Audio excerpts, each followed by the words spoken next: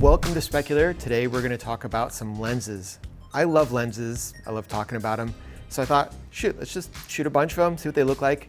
We decided to shoot just one focal length approximately the same across different brands and see how they kind of react to lighting situations and what they look like and what the differences are. So the lenses we looked at, starting at 32 millimeter, we had a 32 Cooke T2.8 Cooke S4 Mini. Then we had a 35 millimeter Canon Sumire Prime, which is a super speed lens at T1.5. Then we also had another super speed 35 millimeter, but wasn't a Zeiss. This one was from Sigma, which is a really good lens as well. And then we go up to 40 millimeter, which is the closest we have on the Zeiss standard speeds. So 40 millimeter, it's like a 30-year-old lens, kind of classic, kind of cool, interesting. We'll check it out. And it's a T2.1. So it's a little slower than the other ones, but still relatively fast lens. And then we also had a 40 millimeter Anamorphic Atlas T2.0 to test as well. So I think that's all the lenses. We're going to take a look at them, see how they react in different lighting setups, including here on the stage and then out in the field. And we'll also have the files available to download if you want to check out the raw files. We shot it with the Arri Alexa Mini. So the files are 3.2K, 444 ProRes. Easy to download, really good looking files to check out and see the differences are. And there are some very, very distinct differences between the lenses. Of course, you know, when you deal with anamorphics, you have the anamorphic look, but the flaring characteristics of all the lenses is very, very cool and very, very different. And it's something that I really found interesting to look at as we shot it. So let's take a look.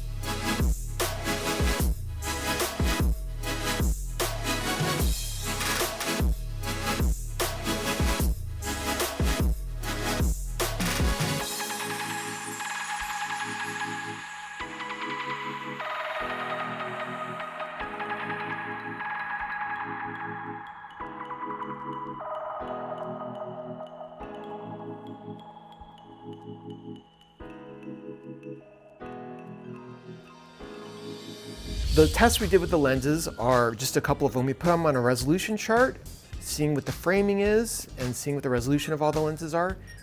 Like I said, we kind of try to stay within the lens about the same characteristics on each different brand. So it's between a 32 and a 40 millimeter. So you have approximately the same framing size. We shot it with the Arri Alexa. I think it'll be good tests so you can see the different resolutions and how they react. Then we also checked it with the flares, and we checked and see what it's like with different exposure levels. We shot the lenses wide open, whatever that was, whether it's a T2.1, a 1.5, 1.3, and then we shot it again 2 stops down. So if it was a 2.8, we shot it at a 5.6, or if it's a 1.5, we shot it at a 2.8.